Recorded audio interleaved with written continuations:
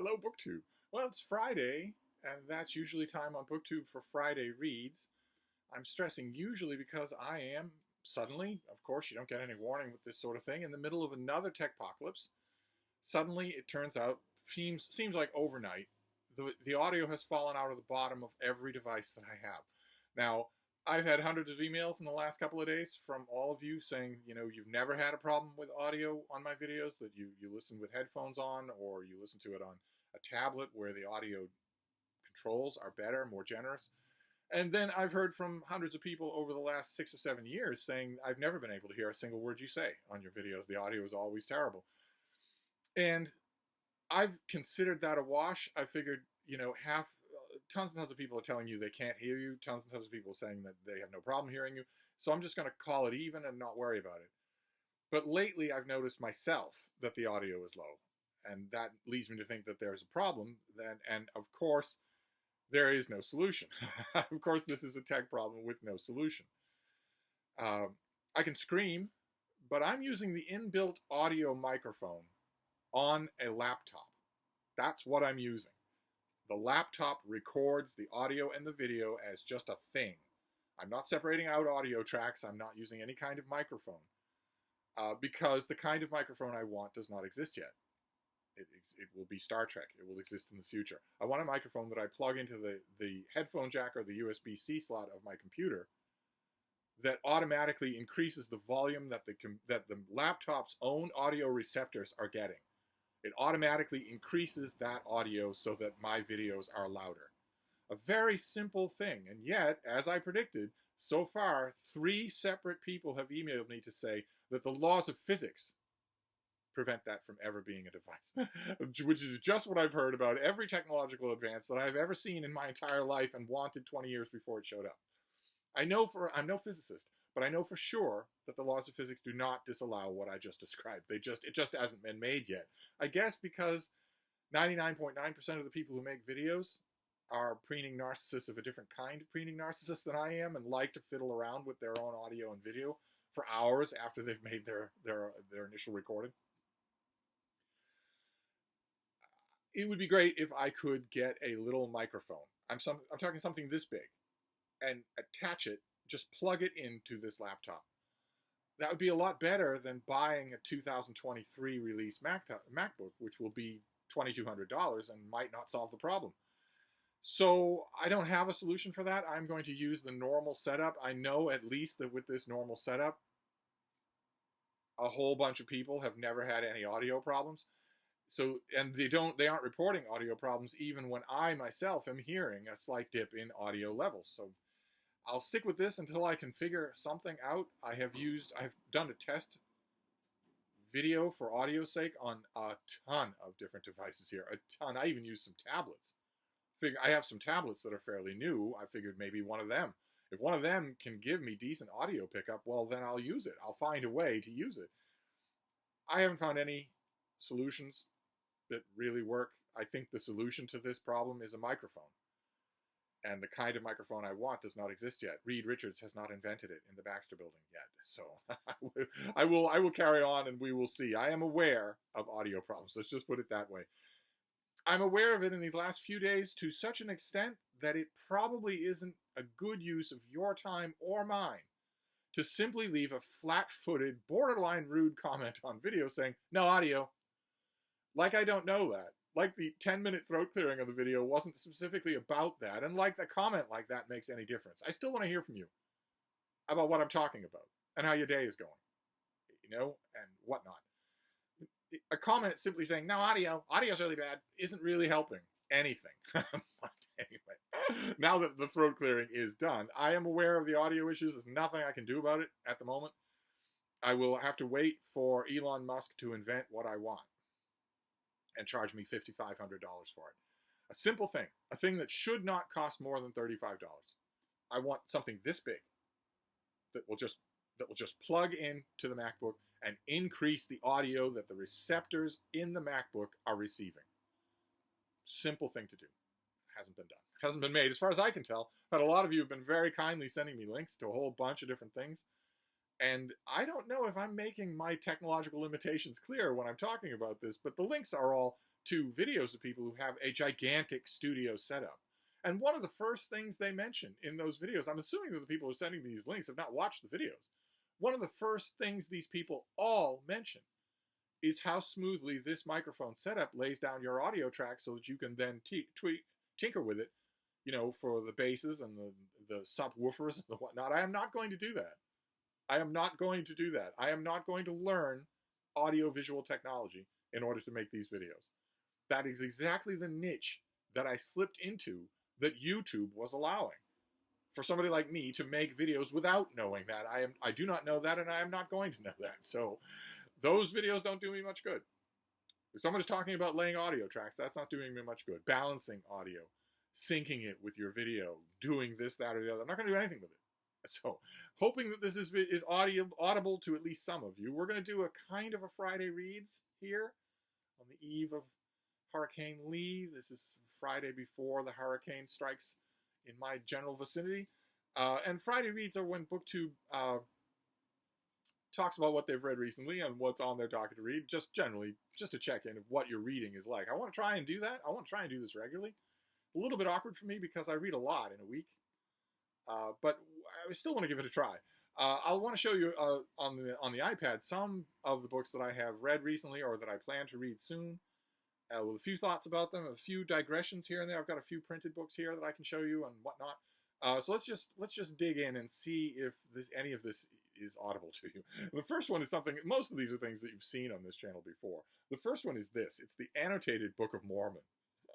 As far as I know, the first annotated edition of the Book of Mormon that was done for a non-Mormon audience. And this was just tremendous fun. Just tremendous fun. I wasn't expecting it to be. I wanted it anyway. It's such an immensely interesting thing to do. But this was, until we get an annotated Lord of the Rings, this is going to have to do for scratching that itch. I loved it. I don't know what a Mormon would make of it. Probably they would like it.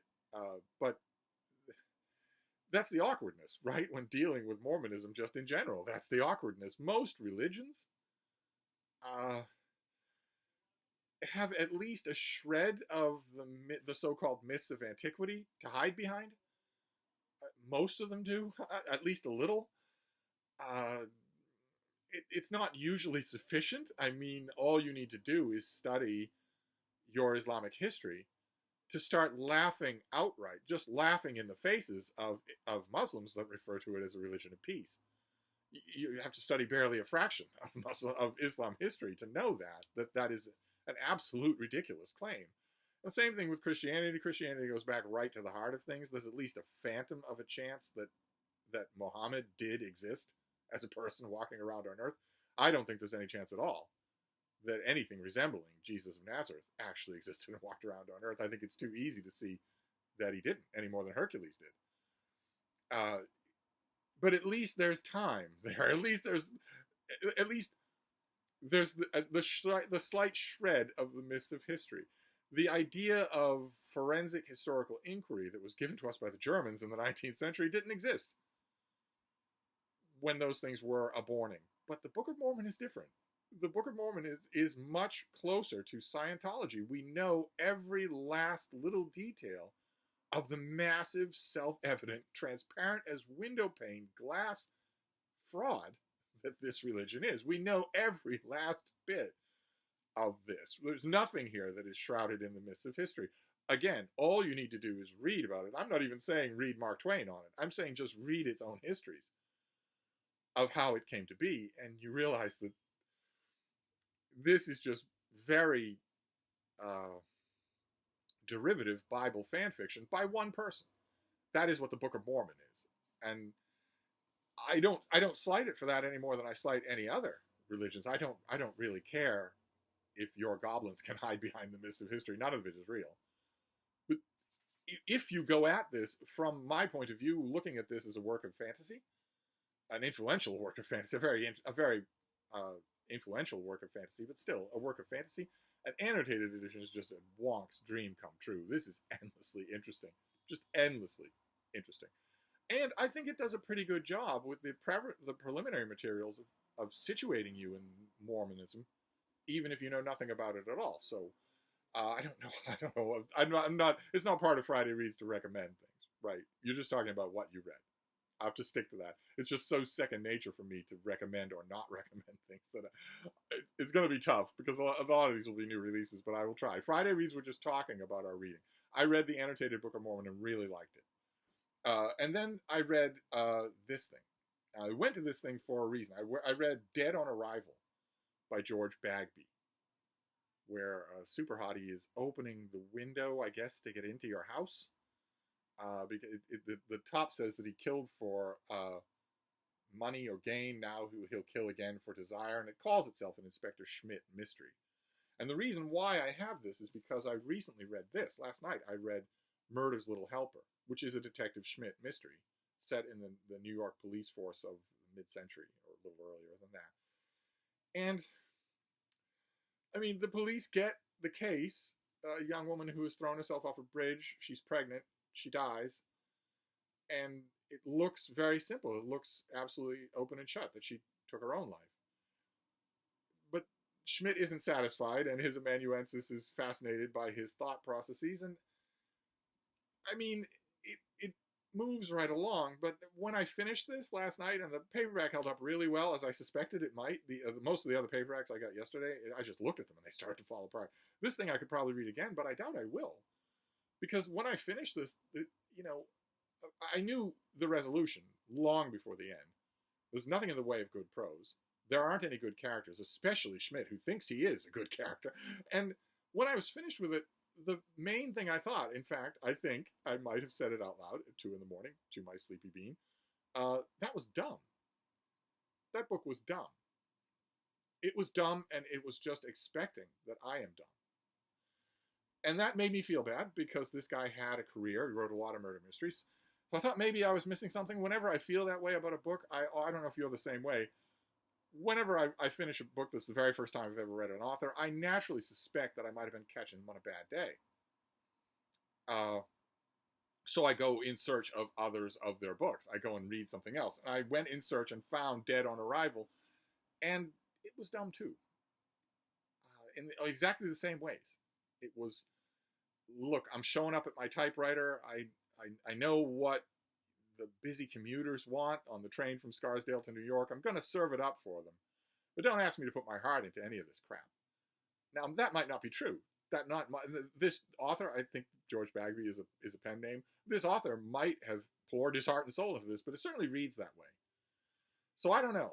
I don't know.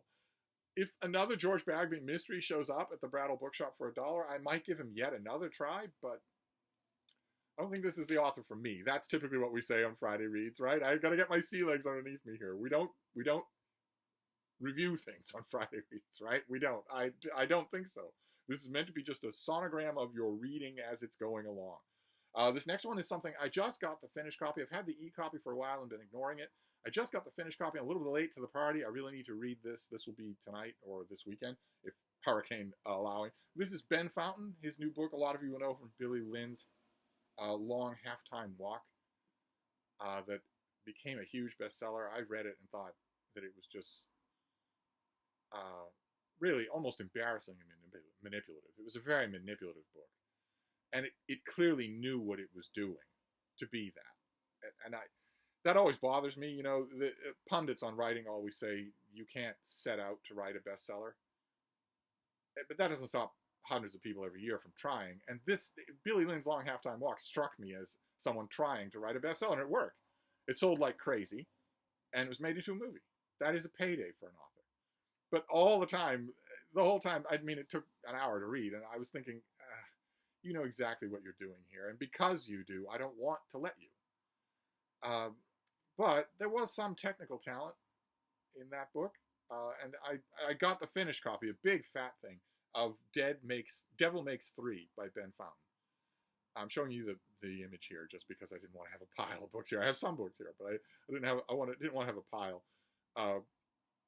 So I got the finished copy of this. This is not an author. I'm not writing him off by any means. So I will read this. This has the feeling of maybe being a little more heartfelt. We shall see. Then there's another book. I don't have a picture of it, but it's called, I think, Catastrophe or Catastrophic. It's by Helena Hunting. And I saw it on the channel of Sarah, the Bookish Knitter. She was doing one of her, she does these daily reading vlogs. They're so much fun. They're full of cats. She's got cats at home, but they're so much fun. And she read, I forget the exact name of Helena Hunting's new romance. And it didn't particularly appeal to me, not because of what Sarah was saying about it or the plot description, but because it has one of those dumb cartoon covers. I know that that's a totally shallow thing to judge a book by its cover or to steer away from reading it because of its cover, but I don't know. Maybe there are some predilections of my own when it comes to reading romance that I need to get over. But I don't want a romance with a dumb or creepy cartoon cover. But the name rang a bell, so I went to my romance bookcase and found the one Helena Hunting book that I have, which is a novel called Shacking Up. And there he is in his Valentine's Heart boxer shorts, which might seem like a contrivance for a romance cover, except I once knew a young man who had Valentine Heart boxer shorts. And I grabbed this and I started reading it, rereading it. I read this when it first came out. This came out in, I think, 2017. 2017, yeah. I started rereading this thing, and I noticed right away something that Sarah said about the cat book, about the new one, which is that certain turns of phrase seemed kind of dumb. Well, she would never use that word, but it seemed kind of dumb, kind of juvenile. They stuck out. They seemed a little bit straining, maybe a little bit of wine mom tries to talk like the kids, stuff like that. And boy, did I notice more of that in this book than I did the first time. To the extent that I didn't particularly want to finish the reread. I kind of just drifted off, which tells me that Valentine Heart boxer shorts or not, I shouldn't keep this book. But it reminded me of something else. When I was rereading or starting to reread this thing, I was reminded of something else. I don't know why. Maybe it's just that it has, contemporary himbos on the cover. Although I have a lot of romances that fit that description. This was the one that came to mind. This was from 2019. Don't know that I've ever heard Sarah mention this author. The author is Helen K. Demon, or Daimon. And the book is Her Other Secret, which I read when I first got it. And I went to this. I was bounced to this from this. No idea why. And I reread this. And the copy stood up really well. It was a wonderful hour. I kind of liked this the first time I read it. I liked it more now. Maybe just because it was, I was favorably comparing to Helena Hunting. I don't really know. So I had a little tangle of romances, of romance-related stuff that I was reading. But then we'll move on. We've got to move on to more depressing stuff. Like, for instance, this Franklin Foer, you might have seen if you're on Twitter at all. If you're on Twitter at all, you're on Twitter too much. Or if you've looked at some of the news, maybe some of the Talking Head news shows, you will know that this book is starting to make the rounds. This is The Last Politician. His look inside the Biden White House and the world of Joe Biden's politics. This gained a little bump of traction yesterday or the day before when Mitt Romney announced that he would not be seeking re-election. That when his term is up as senator from Utah, he is just going to retire from the Senate. That had a lot of people vaporing about how Mitt Romney was the last good man in politics and whatnot. This is much along the same lines. I read it initially, and then I decided to give it a reread because the Joe Biden presidency is a weird thing to tackle. We always say that new release books like this, politics and whatnot, are like poetry. They're the first drafts of history. But so to me, they feel like just the notes on the first draft of history. I don't know that people are going to understand the Biden administration for quite some time. I'm not sure that I understand it myself, and I've been kind of expecting it on the horizon for 50 years. Maybe it's just that I don't like the way Franklin Foer writes.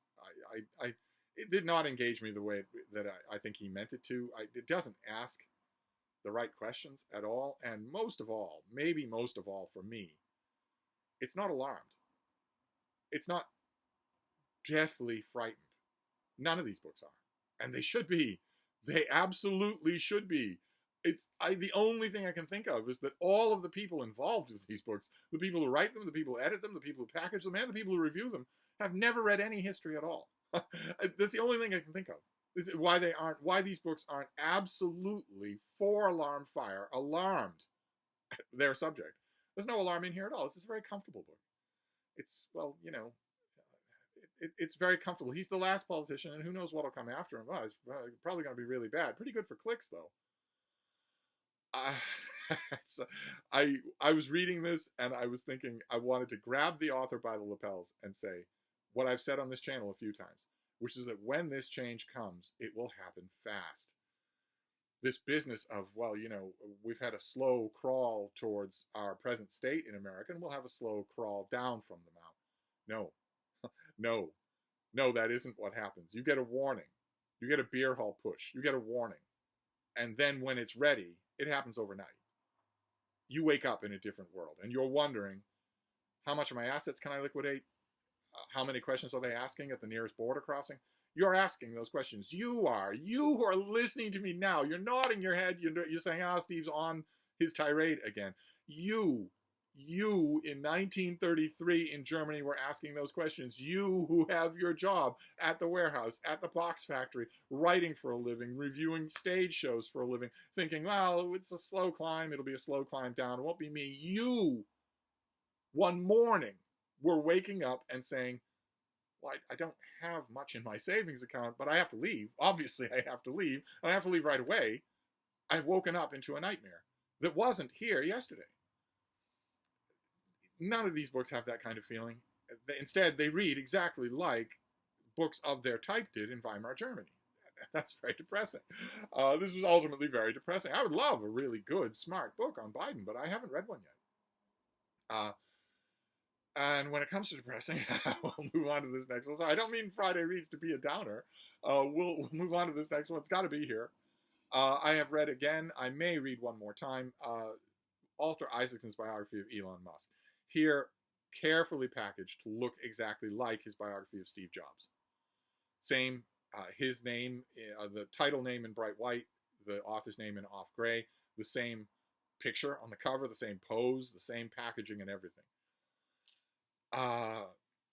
And this is awful.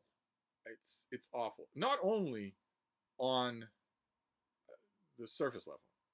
I want to stress that it is awful on the surface level. It is sloppily, lazily written.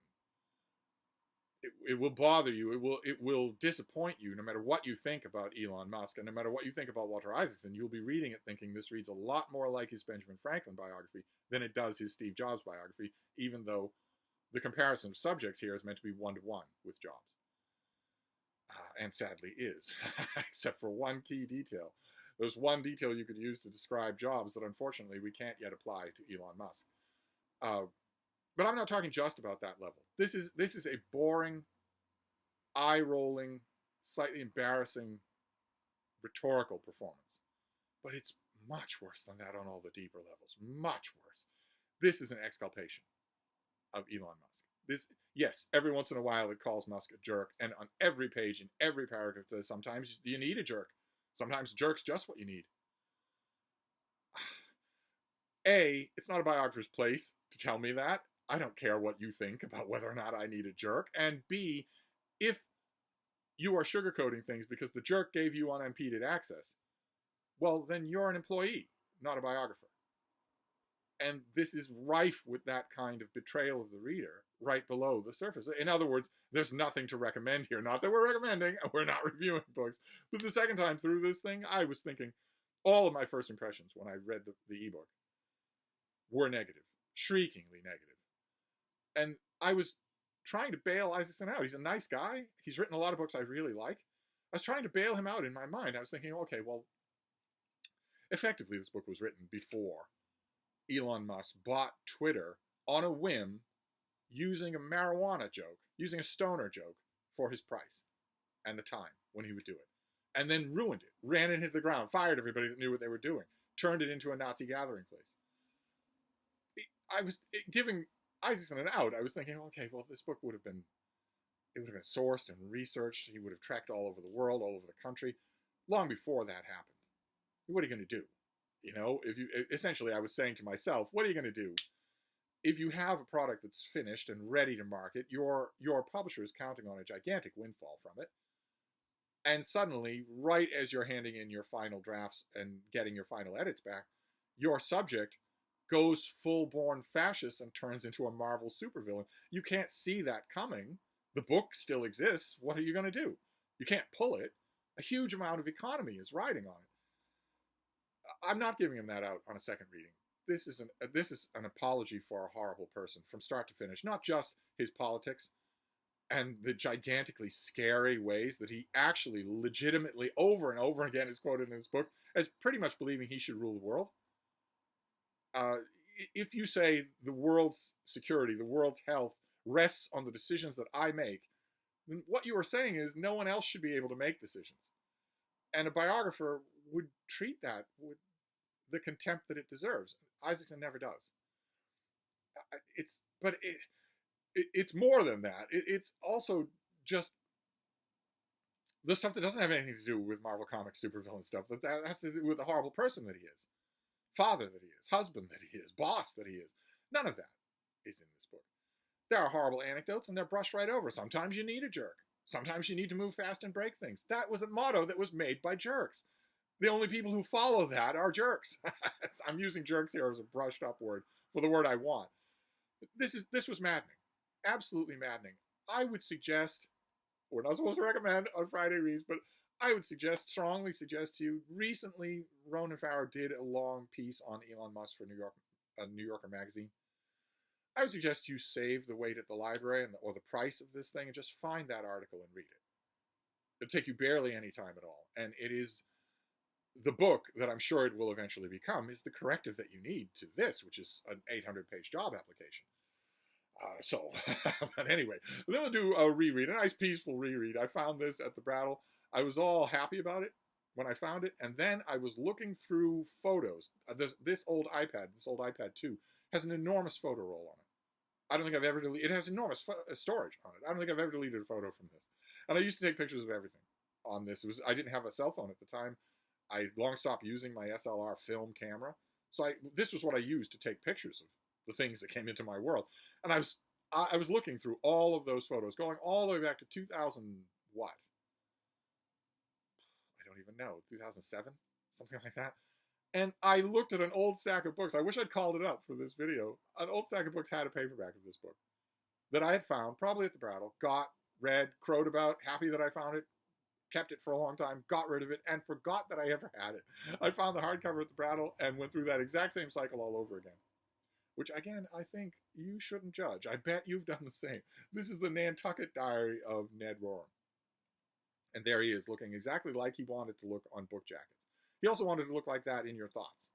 He wanted everyone who thought about him to think about him that way. Ned Rorem is a footnote to a footnote as an American musicologist and American composer. He is not Mahler. He is not even Bernstein. He is not any of those things. He thought that he was, though. And he collected about himself a giant coterie of people who also were told to think that way about him. And he regularly published his diaries. He wrote all sorts of other stuff, too. But his diaries are terrific. Sometimes you need a jerk. Now, his diaries are wonderful. They're a wonderful reading. He thinks that he is showing a whole suite of personality traits, and he's not. He's showing a whole different suite of personality traits, and he is just blissfully unaware of that. But you get to see this petty person, this jealous person, this catty, hissing person in all these pages, and it actually makes the reading a lot better. It's just a wonderful, wonderful reading experience. And also, I reread this volume, the hardcover that I found at the Brattle, and I loved it all the more because inadvertently, in and around the edges, it captures a Nantucket that I knew very well, and that is now largely gone. And who knows if Nantucket itself won't be gone by Monday. Because no matter what Hurricane Lee is going to do, it's going to do it to Nantucket before it does it to anywhere else. And for those of you who don't have any idea what I'm talking about, Nantucket is an island off the coast of Massachusetts. There's a big island, Martha's Vineyard, that's real close. The ferry to the vineyard will get you to the vineyard before you can finish the overpriced little bag of chips that you get from the vending machine. The trip to Nantucket is a little bit more advanced, and once upon a time it was an outpost of America rather than a vacation super spot. Once upon a time it was not conveniently reached at all, which is why once upon a time when I knew Nantucket, longtime residents who never left the island referred to America as the mainland. or sometimes referred to it as America. They would name it as, they'd say, well, you can't get that here, but you might be able to get it in America. Uh, that was a Nantucket that shut down all but a few public conveniences of any kind during the long winter when the ferries stopped. The ferries don't stop anymore because there's no such thing as winter anymore. So there's no ice, there's no freezing over, no nothing like that. But this reminded me, oh my God, this was so atmospheric to reread. Very happy that I had it. I'm going to try and make a mental note that I actually do have it, that I actually did enjoy it, and that I'm not going to get rid of it and then forget that I ever had it. I took a photo of it on this iPad. I took a photo of it. Even the photos here are now look so grainy to my eye. This next one is by Adrian Goldsworthy, a popular classical historian who I really like. I didn't particularly like this new one. This is his book on Rome and Persia. 700 years of war between Rome and various Persian kingdoms and powers and whatnot that came. Persian warlords would rise up out of nowhere. They would kill all of their brothers. They would take command of a large swath of territory and start to menace Roman territories or Roman settlements in the area. You have that all the way from Tiridates to Mithridates, all the way just through Roman history. The Persians were the bugaboo for a large part of Roman history. And that's a dramatic story, and it's fairly well documented. And who knows how much more documented it would be if Goldsworthy had been a little bit more adventurous in searching out Persian sources than he does in this book. Who knows how much more material? I don't know. Something I should probably read this again, but something about it seemed complacent to me, and I don't like that in my popular history. I think, not to revert to the ranting and raving about the Elon Musk book, but I don't like it when popular history assumes that readers of popular history are dumb. I don't like it when I can see on the page a popular historian saying, well, I would dig deeper into this particular part of this subject if this were going out for Princeton University Press. But if it's basic books, it's going to be on a table at Barnes & Noble. How hard do I need to work? That might not have been Adrian Goldsworthy's thought at all, but I felt that when I was reading this, and I don't like feeling that because I don't believe that's true. I think that so-called history buffs who buy new books like this in bookstores are perfectly happy to be trotted around the block, to be exhausted when they're finished with the book. I think they like that better. And I don't think they like being talked down to any more than I do. So maybe I need to give it a reread. We'll see. This isn't reviewing. We're not reviewing for Friday Reads. And this next one was a reread. I don't know how many times I've reread this, but I recently found a paperback copy. This is a rare example of a mass market paperback copy that's had two great covers by the same artist. And I recently found the later of the two covers. This is Savage Pellucidar by Edgar Rice Burroughs. Just fantastic cover. The cover here refers, I think the cover is probably an allusion to one story. This is a collection of short stories published posthumously dealing with Edgar Rice Burroughs' fantasy world where there's a world inside of the Earth with a stationary sun and gravity of its own and whatever. There is no such thing as that, just so we're sure. We're on the same page. This is fantasy. But one of the stories, the Edgar Rice Burroughs estate and a couple of people put together a bunch of stories set in and around Pellucidar and for this book. And I think the most effective one is one called Tiger Girl. I bet that's what this cover is for. But I read it again. We're not reviewing things for Friday Reads. There's no way that I can review Edgar Rice Burroughs. He's bad. He's just plug Michael K. Vaughan's ears while I say this. He's a crappy hack pulp writer. And it doesn't matter. It doesn't matter. I'm head over heels in love with him. I've been reading this author forever.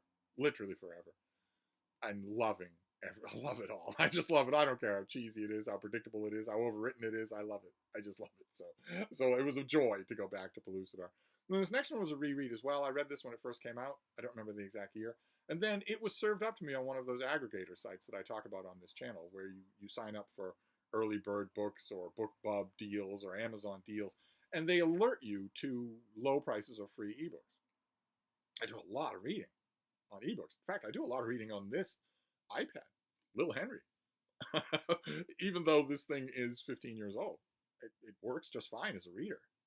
There are a bunch of other things that it won't do anymore, but it works just fine as a reader. I even found a version of Google Chrome that will open on this device, which means I have access to everything. But I don't tend to do it. I don't tend to. This is mostly a reading device for me, and it's a really good one. And I just automatically send. I hoover up things on those ebook deals, and I found this thing. It's been a while since I read it. It's also set. It's set on Cape Cod, and this is Summer People by Marge Piercy, whose books have never really done it for me. I read her when her whole career was, oh, there's a new Marge Piercy book. Oh, there's another new Marge Piercy book. I read and wanted to esteem her book Gone to Soldiers, which is widely regarded now as the best thing she ever wrote. This is about Cape Cod. It's about a vanished Cape Cod. Naturally, all books on Cape Cod are about vanished Cape Cods. And about a group of people who see the new people, the so-called new people, come in. And one of them, as is always the case with this kind of plot, one of the new people actually tries to form an attachment to the old people. I'm not faulting it because it's predictable. Not at all. I didn't like the way that it was written. I never liked the way this author writes. Tried all of her books, and they're all so stodgy and I don't know, fussy in a bad way that it didn't do anything for me. I thought, not only am I always up to read a Cape Cod book, but it's about time I reread a little Marge Piercy, and this did nothing to make me suspect that I'm misjudging this author, and it did nothing to prompt a systematic reread. Sometimes these things do, but not this one. Not at all. It was a disappointment. But this next one I also hoovered up from those aggregator sites, and it was great. It was terrific, and I missed it completely. This might have been a Casemate publication or something like Sword and Pen, those military history publications that I don't get, and so I don't know a lot of what they're doing. This is The Viking Wars of Alfred the Great by Paul Hill. I think this was free on one of those aggregator sites, and this was terrific. I mean, it's a terrific story anyway. Alfred and the Vikings is a terrific story anyway, which is why it's been commemorated in so many historical novels, including a long series by Bernard Cornwell that's terrific. There's nothing beats the history. Nothing beats, especially an active historical mind, looking at the sources and drawing informed inferences and whatnot. And Paul Hill does that. I don't know that I've ever read anything by this author before, but he writes history exactly the way I like history to be written. Not talking down to me, not even holding me by the hand, just saying, well, if we're reading this, and we can guess from these two references that this passage was written in the summer, well, then what else do we know? If we can accurately guess that this passage was written in summer, then what is wrong about this passage just on that alone, whether we consult other sources or not? And when we do consult other sources, on and on like that. I love historians that do that sort of thing, who show their work, so to speak. And this guy did. This was terrific. I'm a big fan of Viking books anyway, but this was really good. And that is my Friday reads for the pre-hurricane, the last Friday before a hurricane sweeps through. I think that went okay. A little bit long, but only because I throat cleared at the beginning for 10 minutes about no audio. Hoping you can hear this. But that's a kind of a little snapshot of some of the things I've been reading, some of the things I'm going to read, and a little bit of the little detours that reading always gives you. And for Friday reads, to wrap up, I always want to know what you're doing. What are you reading? Do you do more reading on the weekends than you do during the week, or is that an antiquated idea? And if you do, what is it? Well, I very much want to know, and of course I also want to know how much of the reading that you're doing, if you were to make a Friday Reads list of your own, the recent things that you've done, the things you're working on, and the things you're going to read, if you were to make a list of those books, how many of them would be BookTube inspired? Not necessarily me, but all sorts of channels. I'm always curious to know that, just to know what kind of an effect this whole platform is having. But anyway, it's gone quite enough. I'm going to wrap this up, but I'll be back. Thank you, BookTube.